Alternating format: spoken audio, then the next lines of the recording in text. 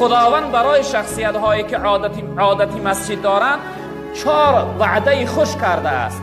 شخصیت هایی که مسجد دوست می‌داره، شخصیت هایی که اهل مسجد است، شخصیت هایی که نمازهاتون به جماعت در مسجد میخونه. این بشارت برای شما هست.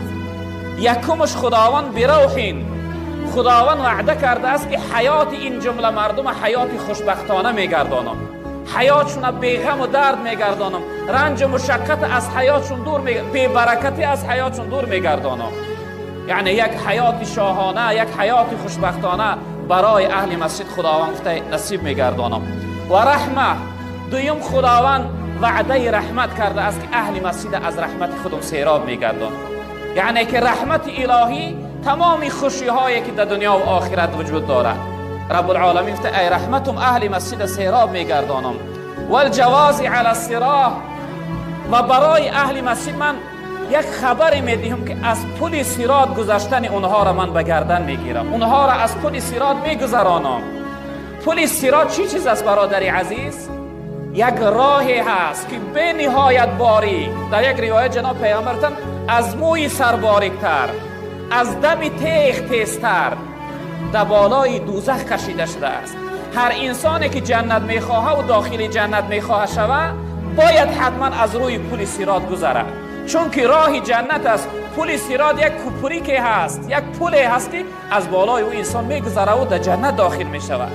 این پل صراط چقدر است مسافش؟ پیغمبر بزرگوار گفتن که 1000 سال انسان بالا میبراید در اون راه باریک، 1000 سال بالا میبرایی، 1000 سال دیگر راست میروی، بعد از اون 1000 سال دیگر پایان میخنبی.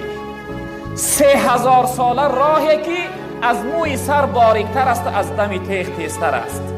برادری عزیز بزرگوار، کدام این جمعیت جرأت میکنه دست برداره بگه من گذشتش میتوانم؟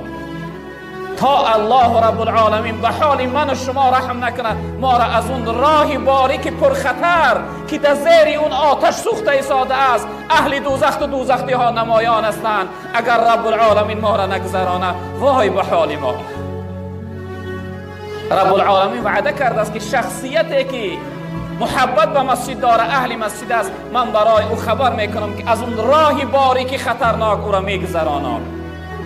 و آخرین بشارتش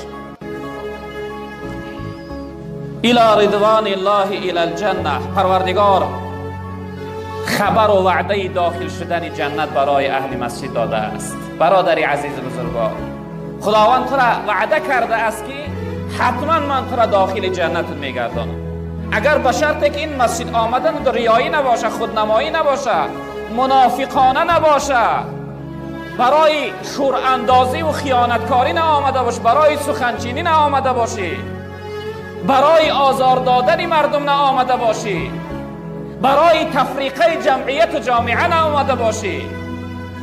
انما الاعمال بالنیات، هر عمل ثوابش وابسته به نیت است.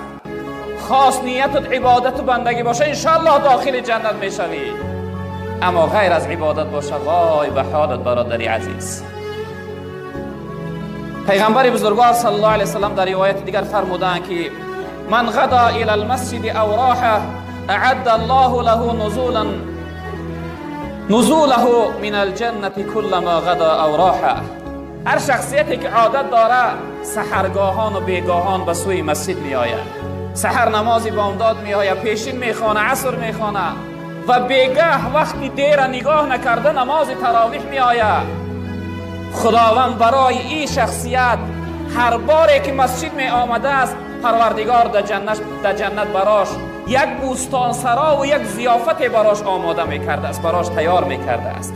یک جای استراحتگاه، یک سیاحتگاه، یک جای دم گرفتن که نوع لذت ها و زینت ها در اوجا وجود داره، خداوند برای این شخصیت در جنت آماده و تیار می کرده است.